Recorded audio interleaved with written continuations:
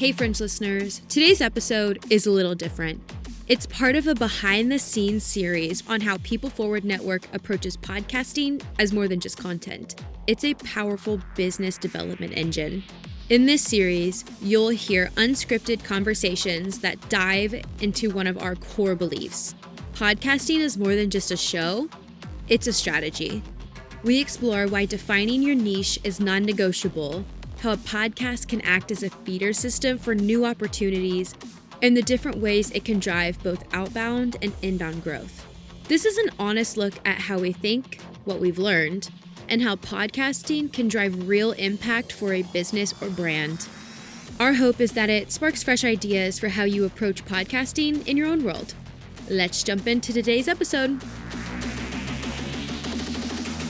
So, Eric, one of the newer initiatives we've been working on, because we've seen it working in a exceptionally loud way with one of our partners, is community, having a community around your B2B company to invite that niche audience that we spoke of to collaborate together, to learn together, to have regular interactive conversations two-way. Not, I wonder who my listeners are. Yeah. But you're getting those listeners to come in and be regular with you to build a relationship. And let's break it down together. Yeah, it's interesting. So thinking back to my own lens as a podcast host, it was one to many. People would message me on LinkedIn, or I'd get maybe an occasional email, but it was always just that I'm giving, but I don't know who's receiving and I don't know what they're receiving.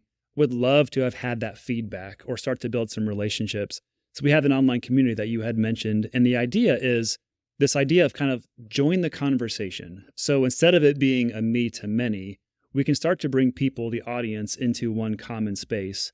And the conversations can happen between and among audience members and the host, any combination thereof. So one of the things that we're doing is a call to action, this idea of a productized call to action. It could simply be join the conversation with a link that they click on the link and then they join this private space, and it's only for that podcast. And it could be one single space where everything happens together, or it could be kind of some breakout sessions, if you would, where maybe this part of it's all about resources, this part's about a Q&A, question and answers, or whatever that combination is. But the idea is, how do we start to understand and build relationships with our audience? And that's super hard to do for podcasts because it's an audio only. I listen whenever I want to, instead of it being a live session. Webinars, you at least have visibility into names of people that have signed up for it. A podcast, anybody in the world could listen at any point in time. So how do we bring people together? How do you start those conversations? That's the purpose of the community. Yeah. And not only does it create a really powerful call to action where you position this that, hey, if you love listening to this show and you're thinking, wow, I'd love to meet other people that love this content too, to be able to collaborate, you're offering the next step of like, join us, get to know other listeners. We do live recordings in here. You could be in the audience. You could share questions. We've got tools and resources. Well, I can add too. So from an audience perspective, when you listen to a podcast repeatedly, you start to understand that person and they become like, they know, like it's an expert. So having the ability as an audience member to connect with the expert, I think it's a really powerful thing because you can ask questions and it's not seen as, oh, I'm getting this email from this person I don't understand. As the podcast host, it's, oh, I have somebody that joined my community and that person wants to talk to me. That's a completely different dynamic. Absolutely. Yeah, and there's definitely an art to designing a community for a B2B organization. In podcasting, when I first started, I remember my coach said there's 3 main reasons why people podcast: brand, demand, or community.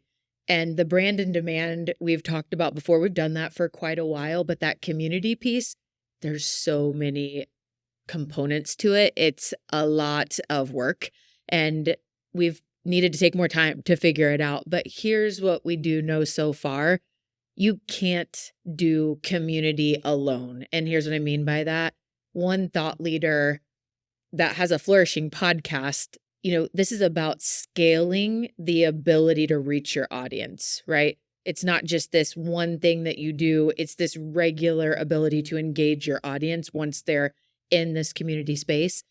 And how to get from or when to get to the right place, that it's time to do that, you have to have so many different components at play. Yeah. Many different people.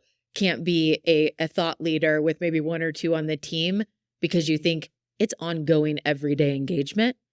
So when we look at this and how do we build this out, you've got your visionary who's typically that podcast host behind a brand. And like we do in our monetization efforts and much of the work at People Forward Network, you start to think, who are the strategic partners that would come along to be the hands and feet to extend more bandwidth and resources like money to really build a flourishing community that can serve hundreds of new people every month. One brand, unless you're a massive global company with all kinds of hands to do that, it's literally impossible. Yeah, it's interesting too. All the time we get people contacting us saying, I want to be a guest on a podcast. We also have podcasts that say, who should I have as my next guest? So a natural evolution of this community we're building is we're bringing in a bunch of people that are experts, that have very specific and niche services that they provide or products that they provide. So having one area for people that want to be a guest, connecting them directly with the podcast hosts, that's value add for everybody. And our role in that is to play kind of like a matchmaker. So making sure that people coming in are the right people for the audience. We're fairly particular about who we allow into the community. Being people first solutions, HR tech, leadership development, those kinds of things, but making sure that we're bringing on the right people that then our audience wants to connect with. And I know that there's a lot of business development strategy too around podcast guesting. Yeah. And having that brand amplification and being able to essentially borrow somebody else's network to amplify the message that you have. It's good for the podcast, but it's also good for the guests. Yeah, totally. And maybe we throw out an example and work through the large, massive effort that's taken hold that's shown us like, wow, what's really possible? Because we didn't really know. We're learning as we go with this client that's just taken off, and from podcast to community is almost at $1 million net new revenue engine. It's insane. All of which used to be just a marketing channel. Right now it's become its own business entity, almost at $1 million in revenue a year and a half in. So they are a niche, like we've talked about. They serve home services. They are B2B in serving home services. So the industry is B2C, but they're all of the business solutions that help a home services company thrive. So you think a HVAC, plumbing, electrical, landscaping, all of like those. These people listen to this podcast that's flourishing, and the community was created for those that really want to grow from a leadership perspective, learn things that they've never learned before, and the better ways to do things at $1 million in revenue minimum. So it's home services, like I shared, HVAC, plumbing, whatever, $1 million in revenue minimum, come in and they're in a collective community online where they are learning from each other. The key partners, just as an example of like, what would those partnerships look like that are the bandwidth and the money that all come together? So it's not just one thought leader.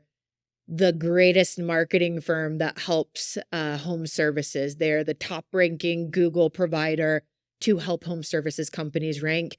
That's one of the partner companies. Another one is one of the best financing solutions to help home services never have to say no to a homeowner when they need that new roof or they want to get that landscaping done. They have all these different solutions to help a home services company have the financing at their fingertips to never lose deals. Another one is a AI solution for home services. Obviously, in every part of the world, AI is a big thing.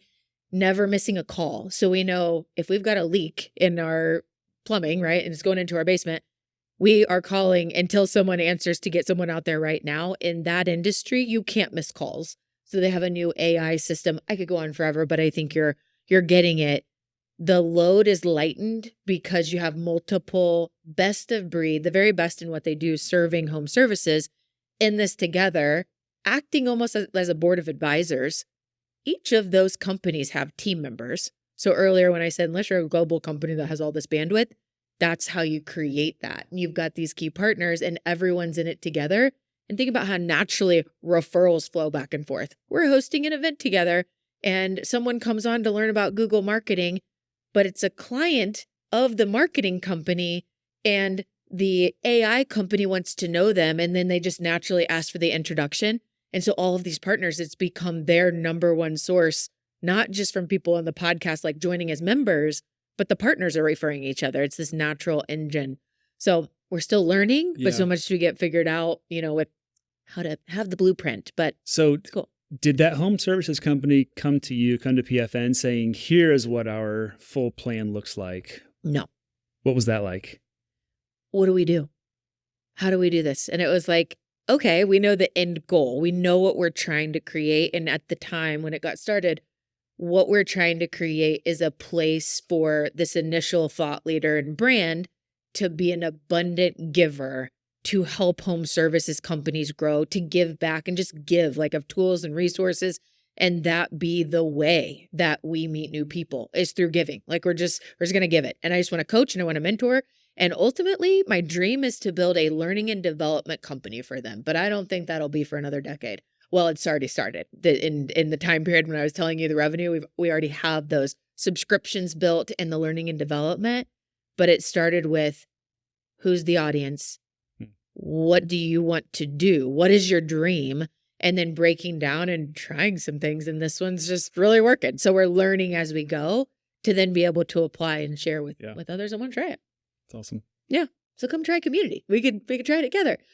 So hit us up and we'd love to have like a strategy session to think about, when you see your community vision, what is it? Who is it serving? What are you trying to do? And we might have a really good shot at making something magic happen that changes the future.